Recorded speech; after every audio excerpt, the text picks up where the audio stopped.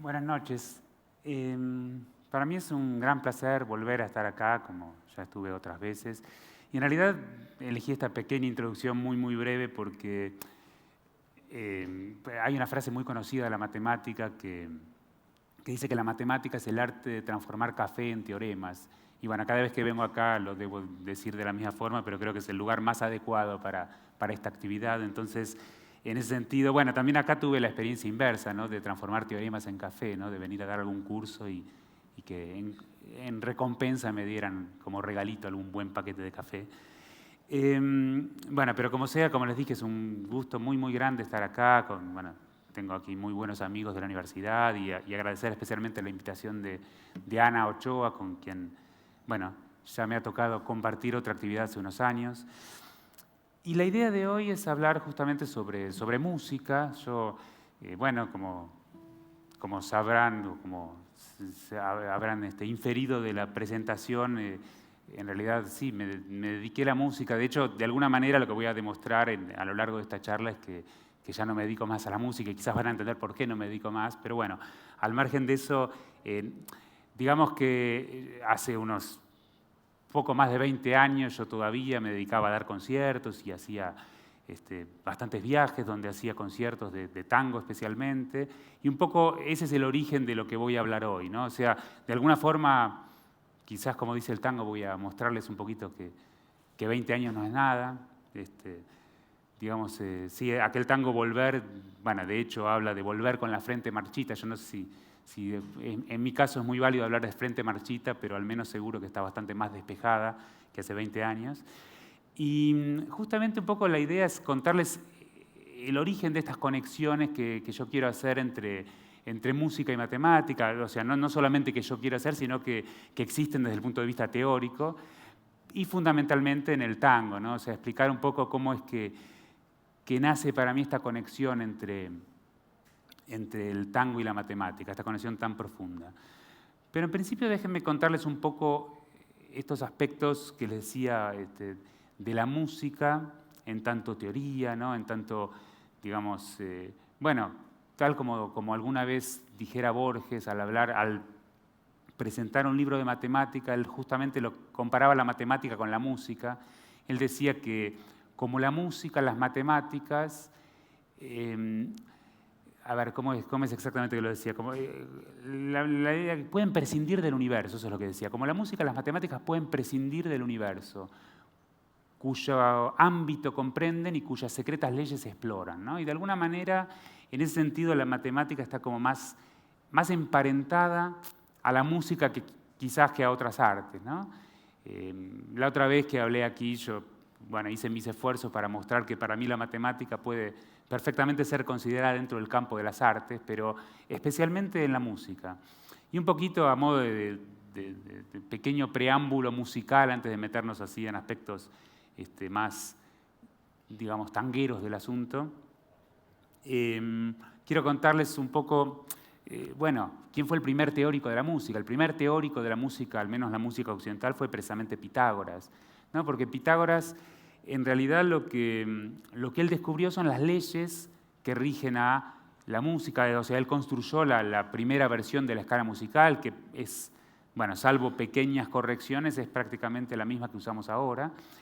Y lo cuento a modo de comentario muy, muy breve, ¿no? Esto ya en alguna otra charla aquí mismo en Colombia lo desarrollé con un poco más de detalle, pero la idea es casi como una investigación matemática. O sea, Pitágoras iba caminando por la calle, de repente escucha el sonido que sale de una herrería, y a partir de observar cómo el herrero daba golpes sobre el yunque, él descubre una relación, ¿no? Porque él descubre que en realidad el secreto está no en la fuerza del golpe, sino en la proporcionalidad, ¿no? En distintos pesos de martillos van a dar distintos sonidos.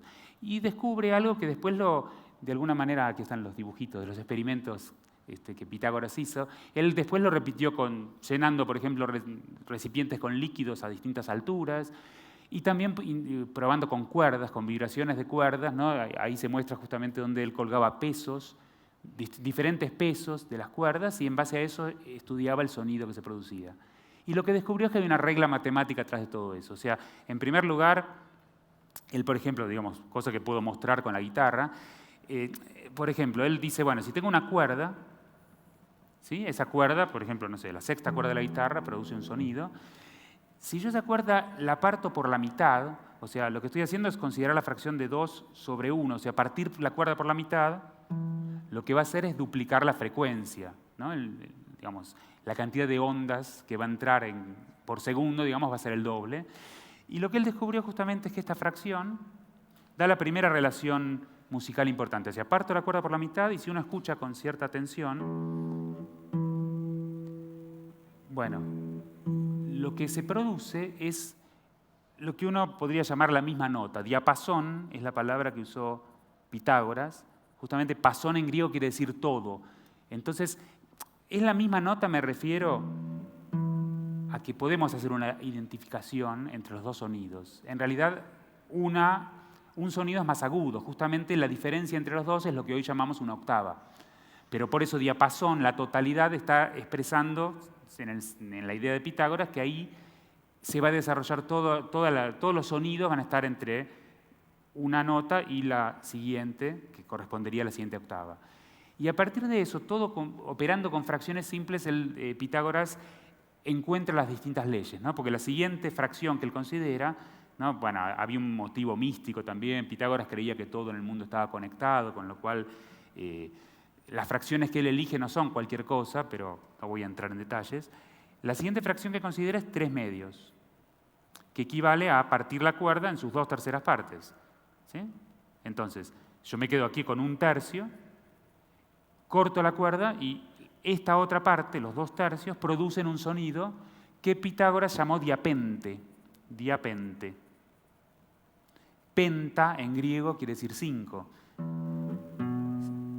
Este sonido, pam, pam, pam, es lo que hoy llamamos justamente un intervalo de quinta, ¿no? Porque si la cuerda es mi, fa, sol, la, si, es la quinta nota.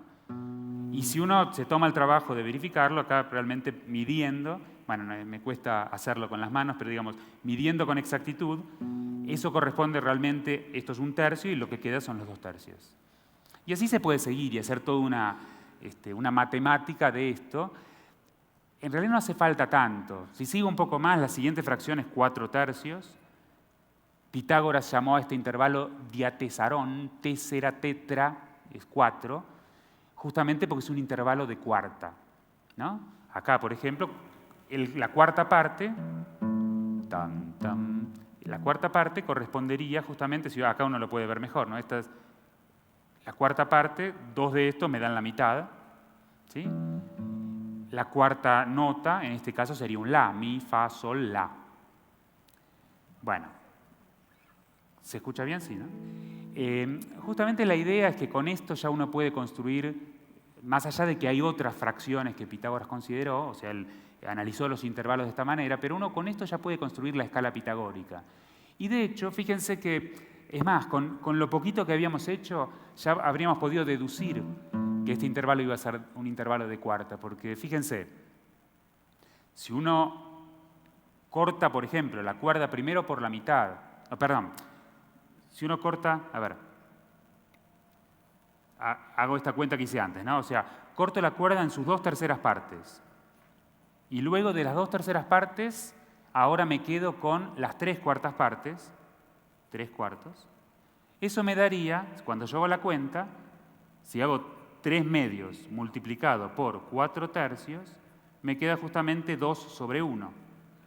Eso es el intervalo de octava. Bueno, justamente, si uno primero hace una quinta y luego una cuarta, bueno, uno dirá 5 más 4 no es 8 sino 9, pero bueno, lo que pasa es que estamos contando la primera y la última notas, por eso no es que mi aritmética sea tan mala, sino que efectivamente una quinta más una cuarta da una octava, ¿no? O sea, si yo hago la quinta nota a partir del mi es un si, y la cuarta nota a partir del si vuelve a ser un mi. Así que, por eso, esto ya es una deducción matemática y con eso uno puede producir lo que se suele llamar el círculo de quintas y generar las 7 notas y los 5 sostenidos que dan las 12 notas de la escala cromática.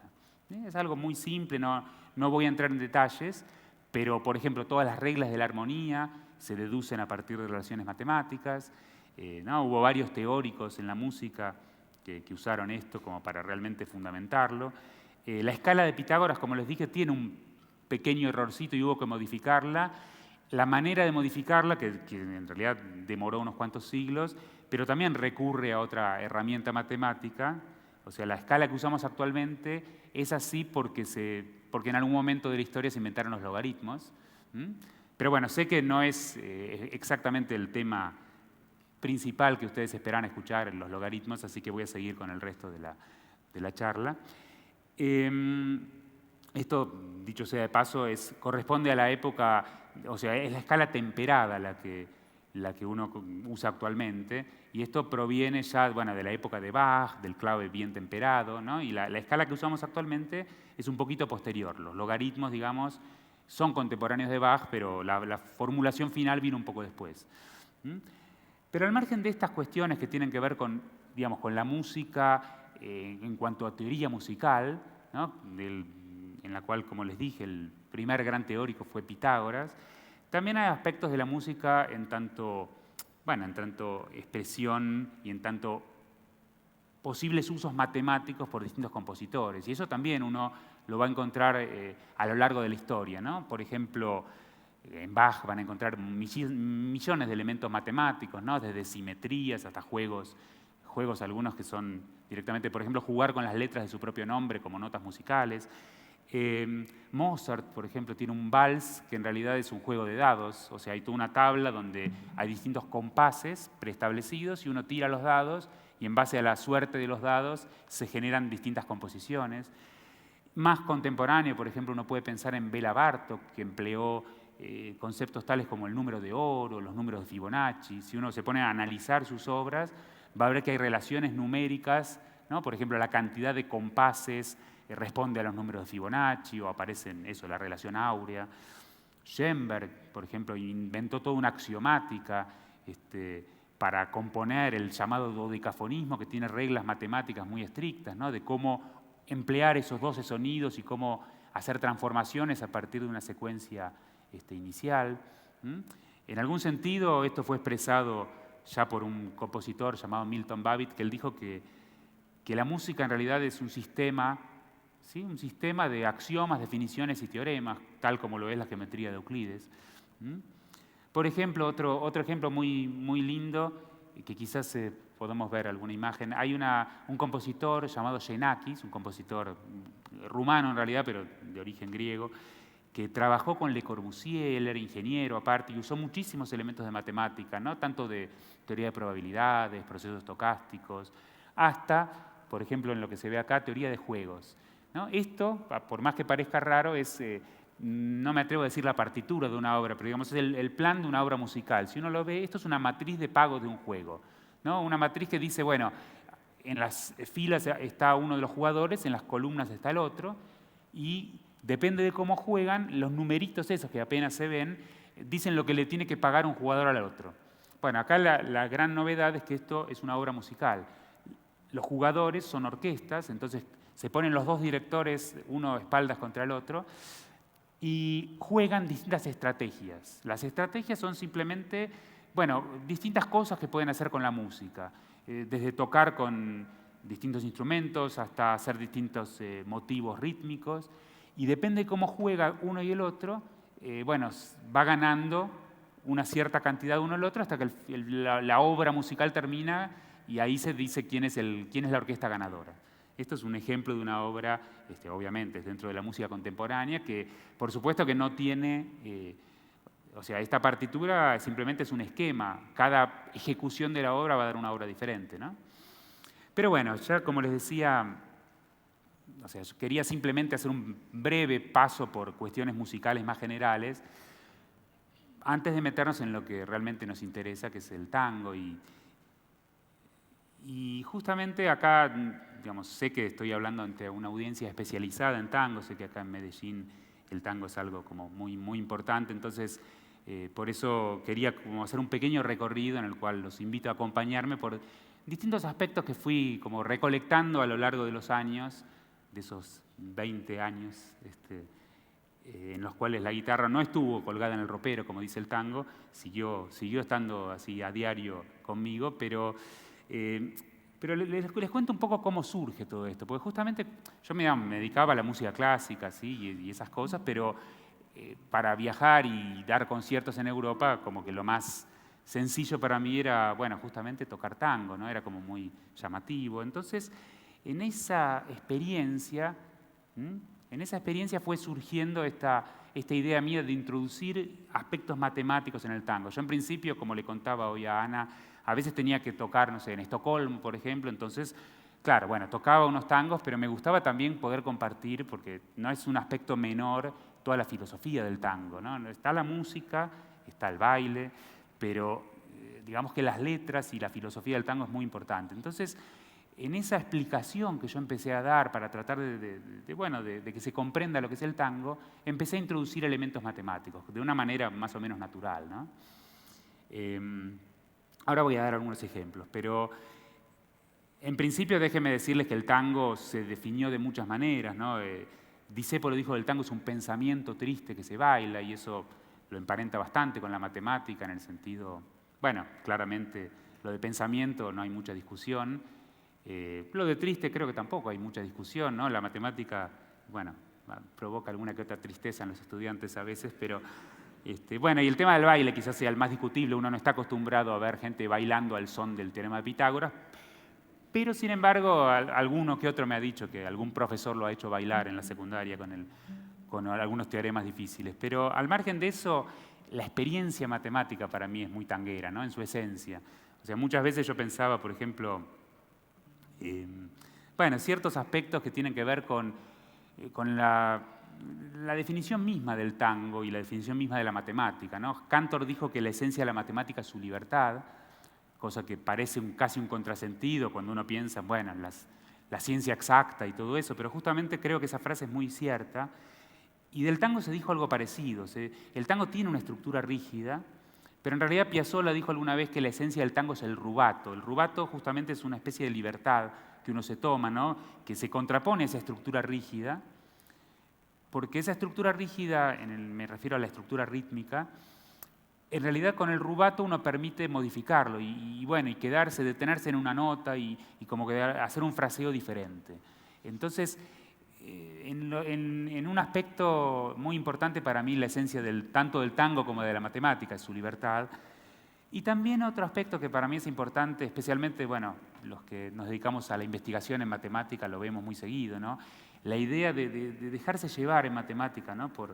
por algo que nos parece verdadero y a veces desencantarse, ¿no? Yo alguna vez, en algunos textos que escribí sobre músicas y matemática o sobre tango y matemática, me refería a la letra hay un tango muy lindo también de Discépolo, que no me acuerdo, ¿cómo se llama? Fangal, el tango Fangal, que en un momento dice: fui un gil que alzó un tomate y lo creyó una flor, ¿no? Y muchas veces en matemática nos pasa eso, ¿no? Nos dejamos ilusionar por una idea que al final después resulta que estar equivocada y tenemos que empezar de vuelta. Y también, en realidad, lo interesante es que uno empieza de vuelta con el mismo entusiasmo, ¿no? Como dice el tango, ¿no? No sé si recordarán, pero ese tango que dice: uno busca lleno de esperanzas el camino que los sueños prometieron a sus ansias, ¿no? Uno, en general, todo el tiempo vuelve a ilusionarse y vuelve a desencantarse poquito después. Así que la experiencia matemática en ese sentido para mí es muy tanguera, muy tanguera. Borges dijo que el tango es una manera de caminar, así de simple, cosa que, bueno, no se explica muy bien cuando uno me ve, por ejemplo, a mí bailando. Uno justamente podría pensar que hay algo que no camina precisamente. Pero bueno, sí, se ha dicho, ¿no?, que en general que el que toca no baila, pero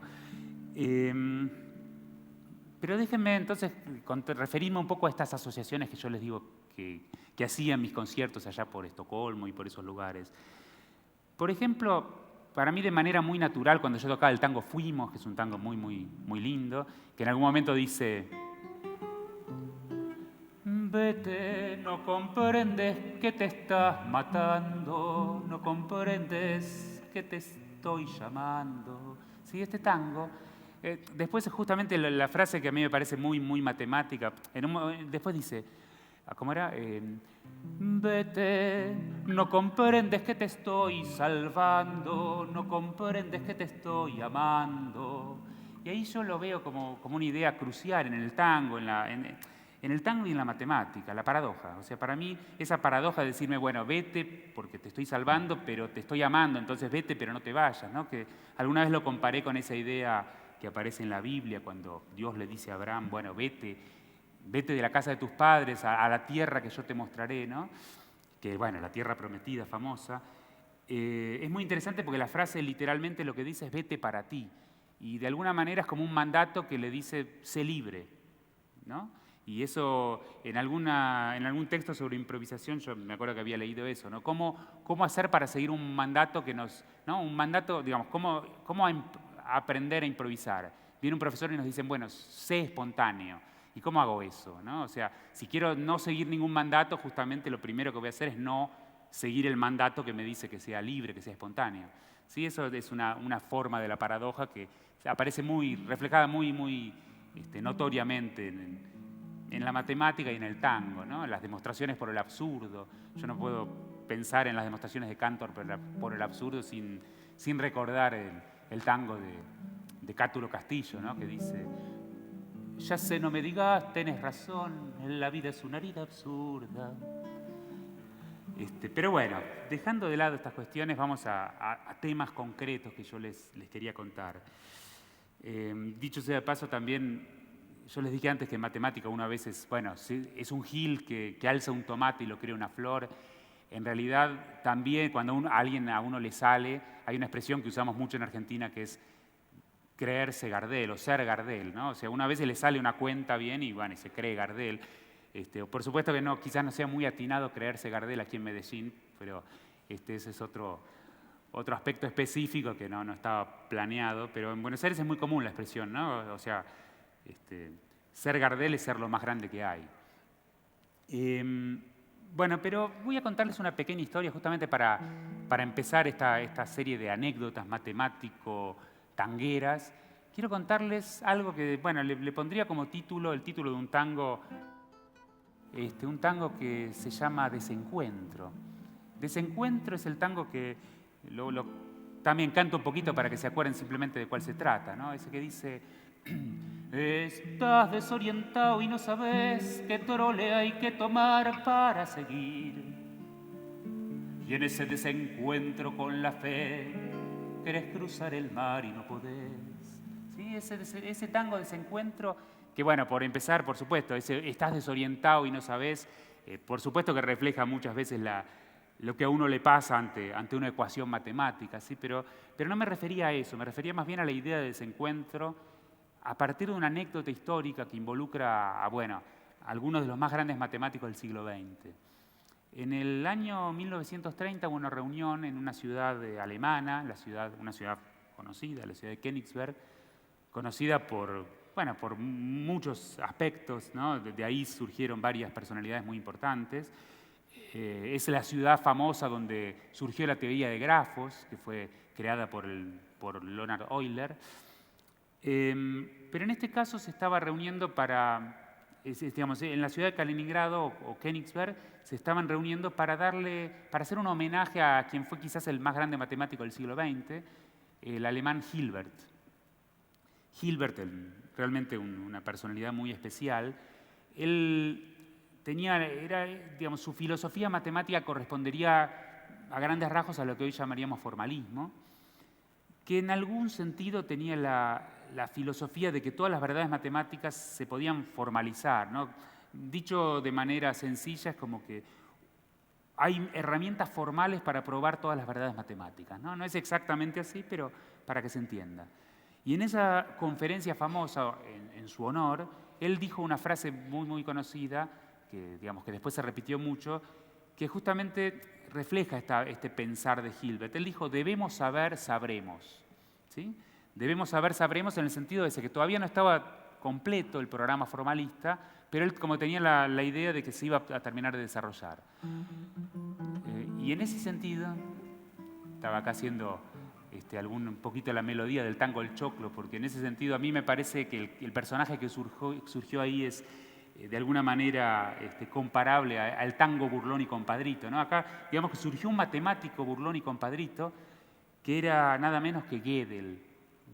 Digo Burlón y Compadrito en el sentido de que el teorema de Gödel de alguna forma es casi como una irreverencia ante esa formulación de Hilbert, ¿no? Porque el teorema de Gödel lo que hace de alguna forma es tirar por tierra esas aspiraciones de Hilbert, ¿no? Es como si a ese debemos saber, sabremos, Gödel le hubiera retrucado no sabrás, nunca sabrás, ¿sí? Como dice ese tango pasional tan conocido y tan lindo.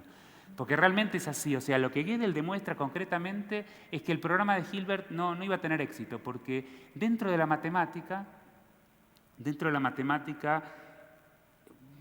lo voy a simplificar mucho, ¿no? Pero dentro de la matemática, dentro de un sistema formal, uno puede encontrar enunciados que son verdaderos pero que no se pueden demostrar dentro de ese mismo sistema. Entonces, de alguna manera, eso realmente arruina por completo el plan de Hilbert. Y hay algo que es muy interesante ahí, realmente muy interesante, porque estoy hablando de 1930, estoy hablando de Hilbert, de Gödel, dos personalidades muy, muy importantes. Vale la pena mencionar que Gödel en realidad hizo su anuncio del teorema famoso un día antes que Hilbert diera su conferencia. Lo que pasa es que Hilbert no estaba presente, por eso un desencuentro, ¿no? Hilbert se suele contar que no estaba presente en la conferencia de Gödel porque estaba preparando la suya, lo cual, digamos, a mí me permite deducir que lo que pasa es que no hay que preparar las conferencias.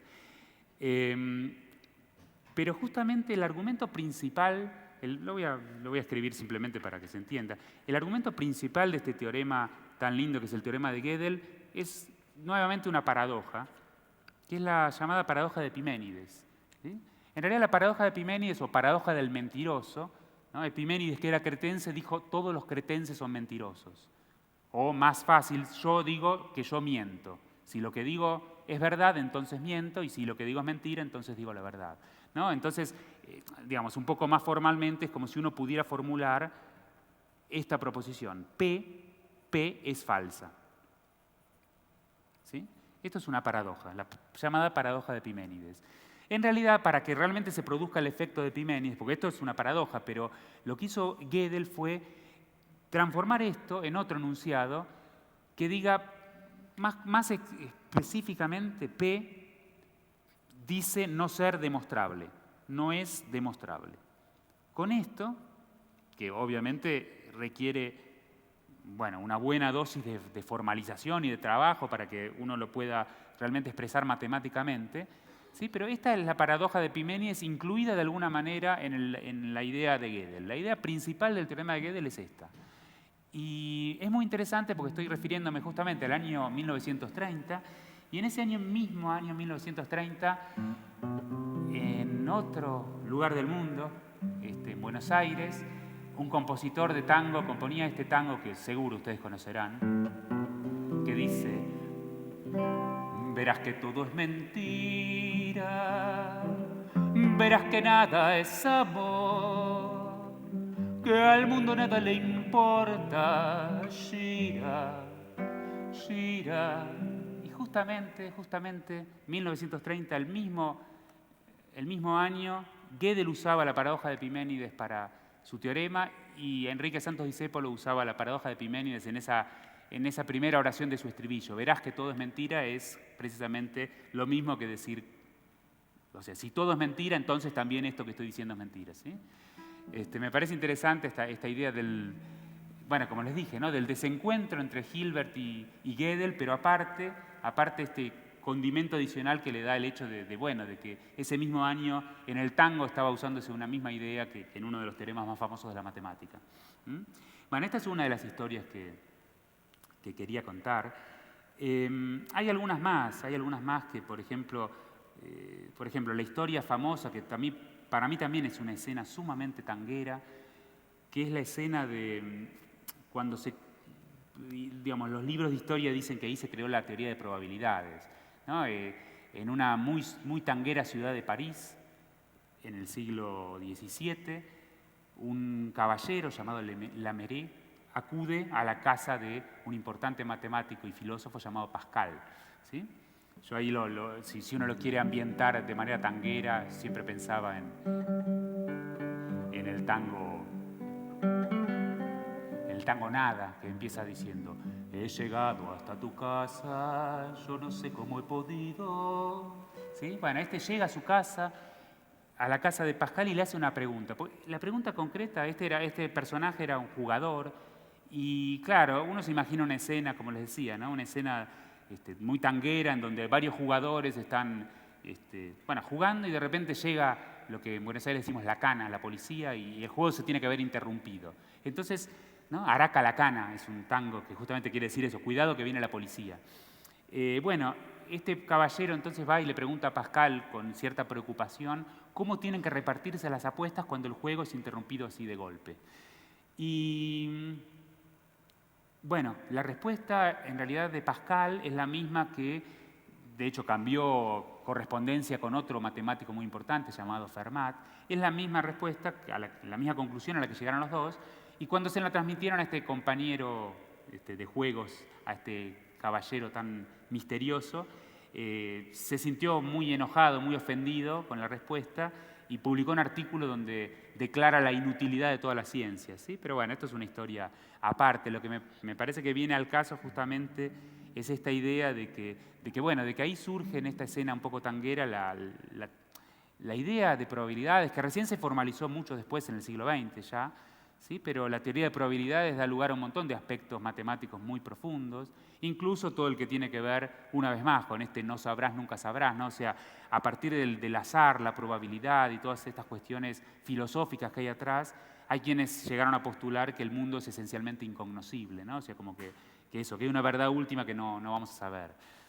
Y ese tango Nada, dicho sea de paso, es un tango muy lindo, no sé si lo tienen, si lo conocen, porque realmente es...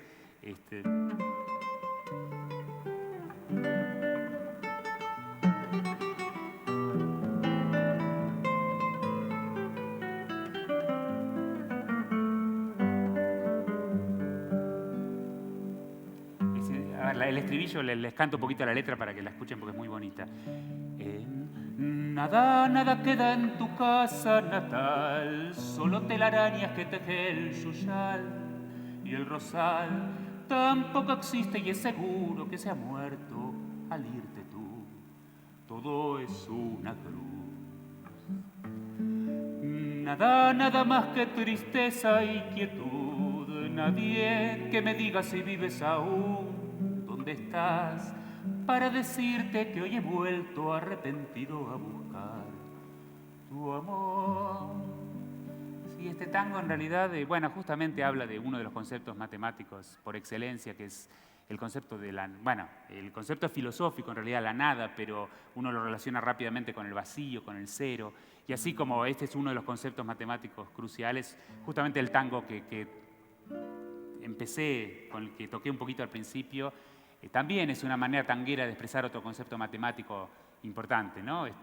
El tango Cafetín de Buenos Aires, ¿no? Que empieza diciendo: de chiquilín te miraba de afuera, como esas cosas que nunca se alcanzan, ¿sí? El infinito como esas cosas que nunca se alcanzan es una manera, al menos tanguera, de expresarlo. ¿Sí? Pero voy a pasar a la siguiente escena que quería contar. La siguiente escena es también para mí una historia muy tanguera que está incluida dentro de otra historia muy conocida dentro de la matemática, que es la historia del célebre teorema de Fermat. Fermat, que es el personaje que mencionamos hace un ratito. Acá la historia, bueno, el teorema de Fermat es algo bastante conocido y que tiene una historia linda en principio porque, bueno, hay todo un misterio que envuelve a Fermat y un hallazgo que él dijo que él dijo haber demostrado. Y claro, esto lo escribió en un libro sobre la aritmética de Diofanto. Bueno, escribió un poco un breve párrafo donde dice cuál es el hecho matemático que él demuestra, y dice que el margen de este libro es muy estrecho para escribir la demostración. Él dijo que había encontrado una demostración maravillosa, pero el margen es muy estrecho.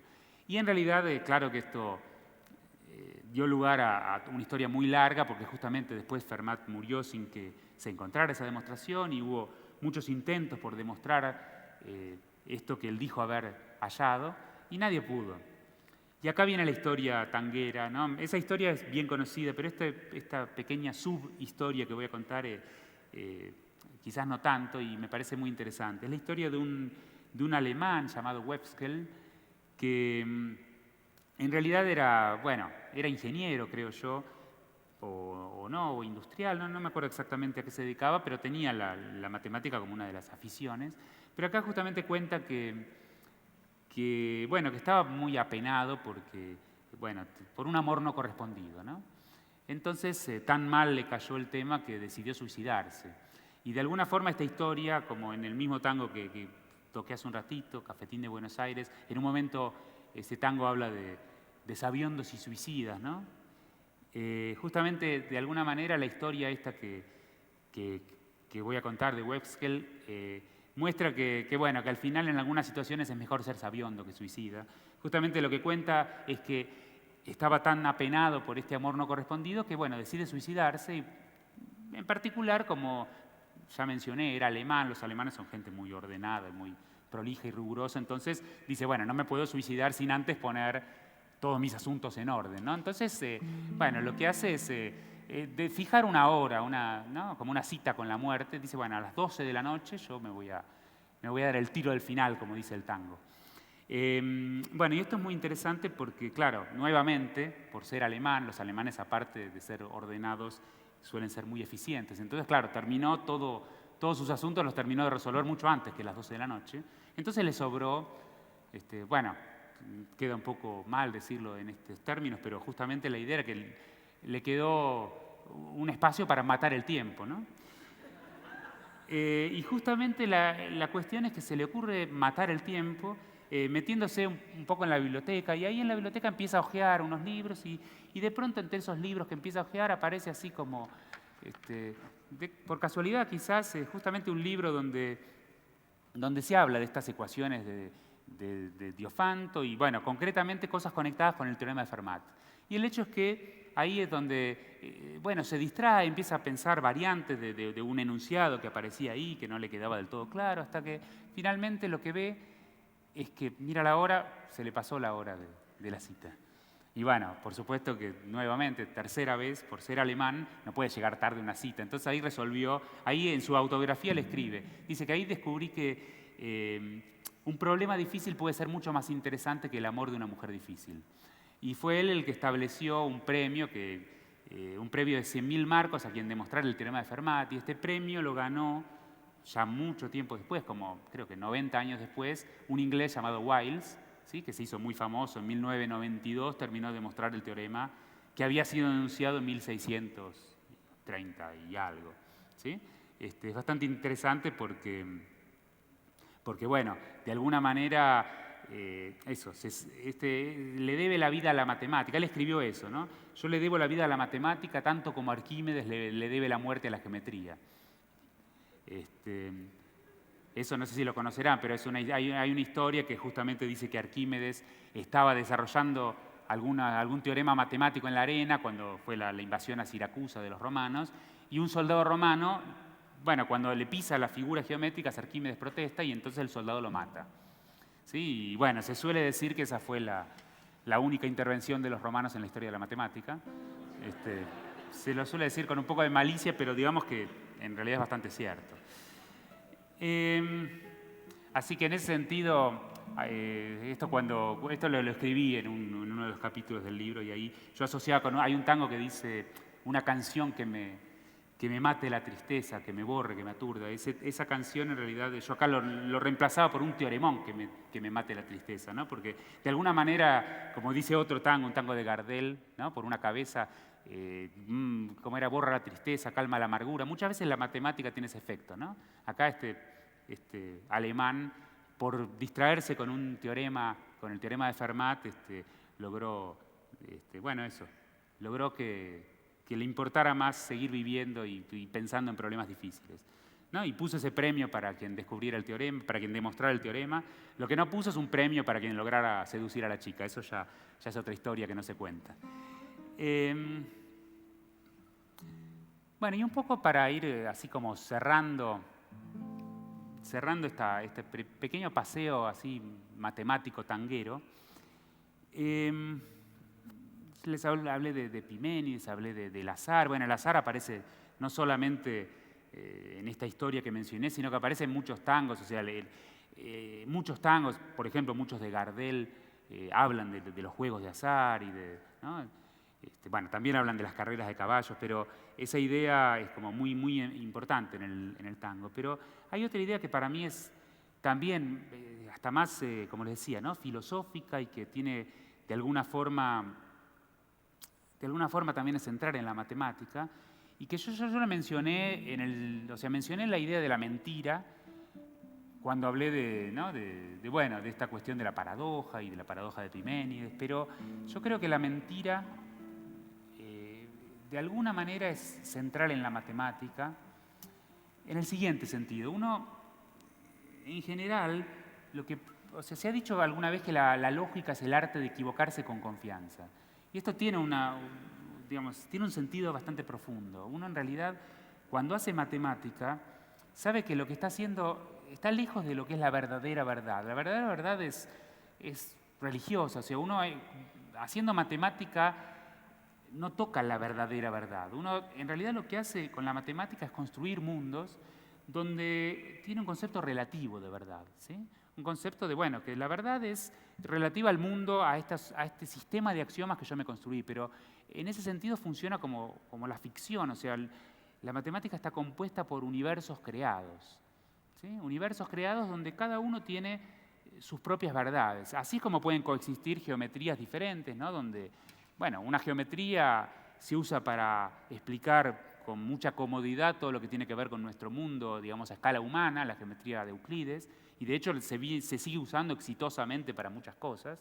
Pero cuando uno quiere, por ejemplo, estudiar a escalas ya astronómicas, necesita otra geometría que es la de Einstein. Y en realidad son modelos y una geometría es más cómoda que otra para explicar ciertas cosas, pero la matemática misma no provee herramientas que nos digan cuál es más verdadera, porque de hecho ninguna de las dos la es. ¿Está bien? ¿Sí? La geometría de Euclides es aquella en la que las paralelas son lo que uno está acostumbrado desde el colegio, ¿no? O sea, uno sabe que si tiene una recta y un punto exterior, por ahí pasa una única paralela. Bueno, eso es verdad en la geometría de Euclides. En las geometrías no euclidianas eso es falso. Puede haber más de una, como en la geometría hiperbólica, que es la que usa Einstein en sus teorías, o puede haber ninguna, que es la geometría esférica, por ejemplo, ¿sí? Esta idea de verdad relativa hace que en el fondo, como les dije, la matemática sea, como un conglomerado de ficciones. Y ahí es donde entra en juego justamente un tango que a mí me gusta mucho, a pesar de que la letra es un poco polémica, si se quiere, ¿no? Digamos que en algún sentido uno, haciendo matemática, sabe que en el fondo, cada una de las cosas que está haciendo, en el fondo es una ficción. Ese es el rol que tiene, por eso les hablaba de la mentira, ¿no? O sea, este tango, Cobardía, empieza diciendo, el estribillo en realidad dice en un momento: yo sé que es mentira todo lo que estás diciendo, que soy en tu vida solo un remordimiento. Yo sé que es mentira, que mentís para no matarme, o algo así, no me acuerdo exacto la letra, pero digamos, lo que sí, no, ya estoy un poco... no, pero lo que justamente es interesante es eso, esa idea de, bueno, yo sé que es mentira lo que estás diciendo, ¿no? Y justamente la matemática, uno sabe que en realidad no tenemos manera de saber cuál de las teorías es verdadera, si es que alguna lo es. Y sin embargo seguimos haciendo matemática, ¿no? Como dice el tango, hay un tango que dice copa a copa, pena a pena, tango a tango. Bueno, podría agregar teorema a teorema. O sea, día a día los matemáticos, como Jorge, que está aquí presente, hacemos matemática y no nos importa esa verdadera verdad, nos importa la verdad interna, digamos, la consistencia. Ese tango es muy lindo, voy a tocar un poquito para que lo reconozcan.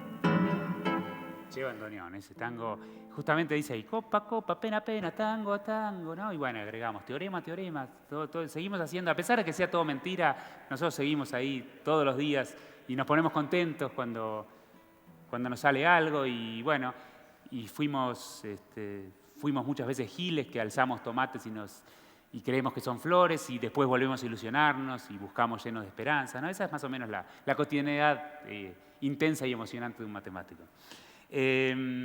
Pero justamente por eso el cierre de este pequeño paseo matemático tanguero que hicimos, justamente, digamos, está bien, yo sé que es mentira todo lo que estás diciendo, ¿no? Como decía antes,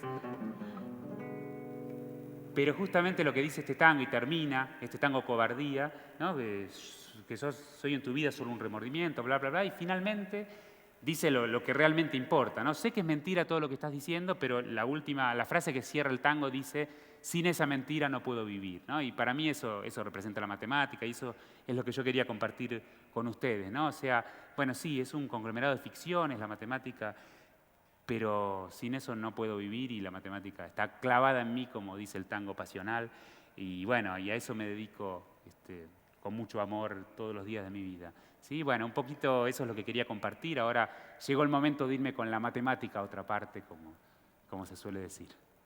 Bueno, muchas gracias y espero que lo hayan disfrutado.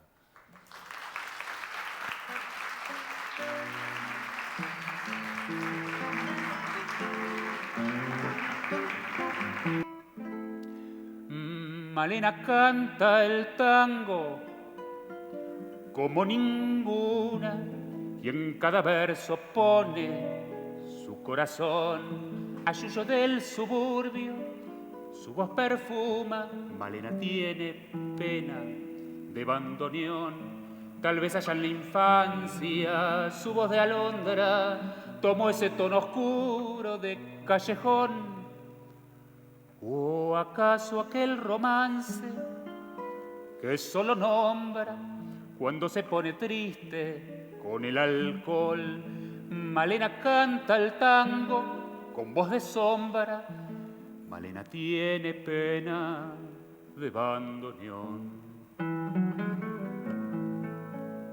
Tu canción tiene el frío del último encuentro. Tu canción se hace amarga en la sal del recuerdo. Solo sé si tu voz es la flor de una pena. Solo sé que al rumor de tus tangos, Malena, te siento más buena que yo. Tus ojos son oscuros como el olvido, tus labios apretados como el rencor, tus manos dos palomas que sienten frío, tus venas llevan sangre de bandoneón, tus tangos son criaturas abandonadas que cruzan sobre el barro del callejón. Cuando todas las puertas están cerradas y ladran los fantasmas de la canción, Malena canta el tango con voz quebrada. Malena tiene pena de bandoneón.